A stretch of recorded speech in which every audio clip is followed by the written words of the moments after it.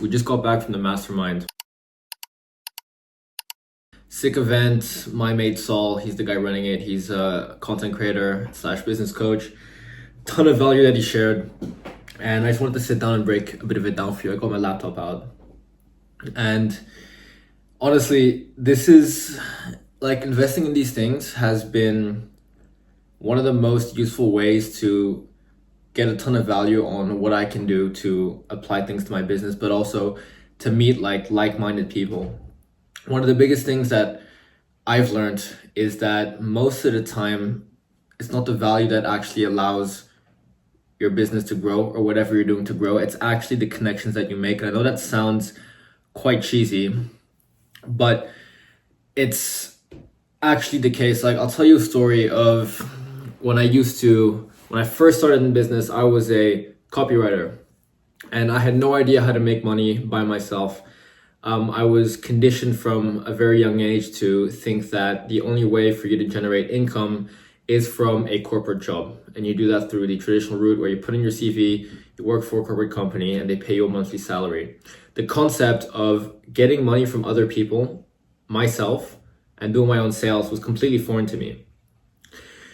And I went through this long process of basically trying to find out how to do that. And the way I started was by freelance copywriting. And I knew how to do, long story short, I knew that I could write good essays because I went to university. And I couldn't do anything else. So I told myself that, okay, copywriting seems to be the way to go. Then I signed up to a bunch of platforms like Fiverr and Upwork, where I could sell my services or promote them, and then the platform would give me my own clients. But that was shit because I was making dirt cheap money. I was competing with a bunch of people from third world countries who were charging way lower than me. So I was basically competing my way to lower and lower prices, not making anything.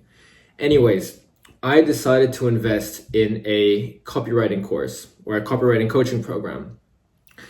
And to be completely honest, I know the guy, so I'm not gonna talk too badly about it. But I didn't get the value that I wanted from it. What it did allow me to do, though, was it taught me the money I paid put a fire under my ass and made me actually do the work. And it was from doing the work where I learned what worked and what didn't. But most importantly, I met a select few group of people in the community that I was in. It was hosted on a platform called School. And those people right now, one of them works for a company. He's the second in command. And the company called Community Builders makes over 100 to 150K USD per month.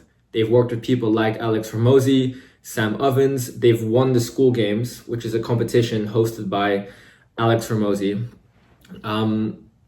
And I also met another guy called Aman, and the previous one was called Benny, and he also worked for that company. And thanks to them, I got clients. I've interacted with them over the years. I've got invited to events where I've met even more people, and I've learned so much from them.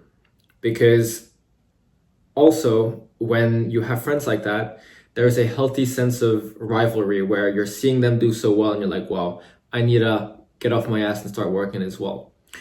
It's thanks to them and it's thanks to those connections that I've made that I'm where I am now, because the worst thing you can do as a business owner is really go at it alone and stay stuck in an echo chamber where you have nobody to bounce ideas off from. You're just stuck in your own mental prison by yourself, trying to figure things out by yourself, and that never works.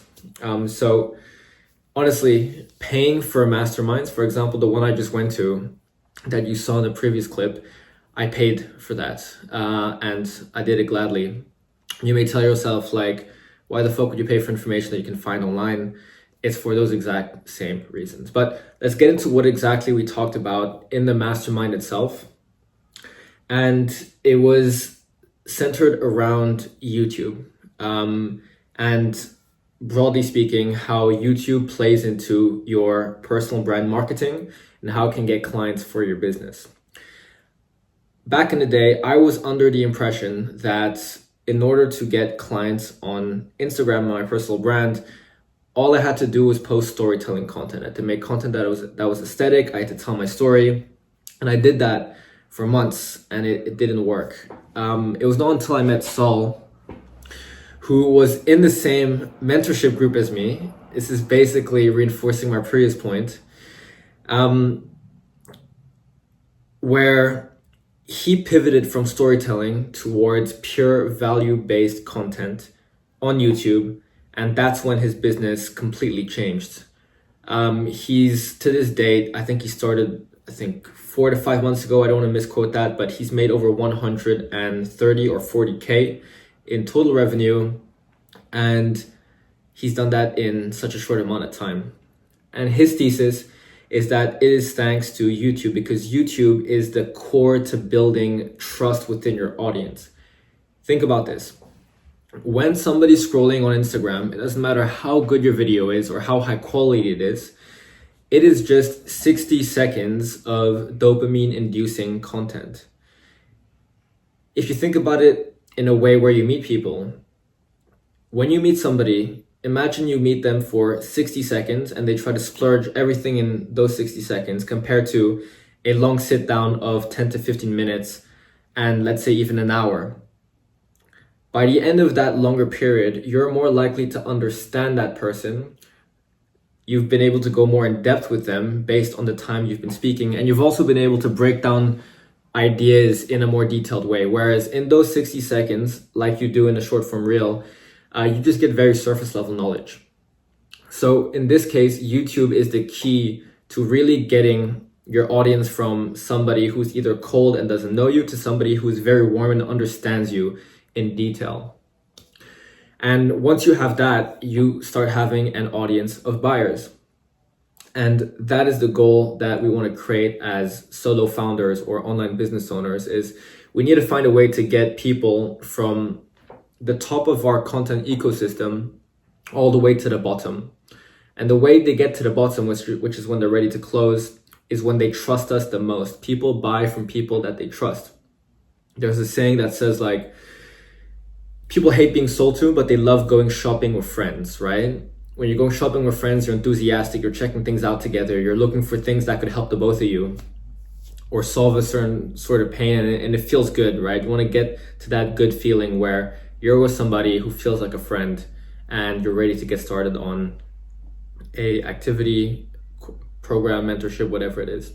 And you do that by generating trust, and you generate trust by shooting long form detailed content where people can get a feel of what you can offer, they can get a feel of who you are, and they can spend some virtual time with you to the point where, you literally feel like their friend.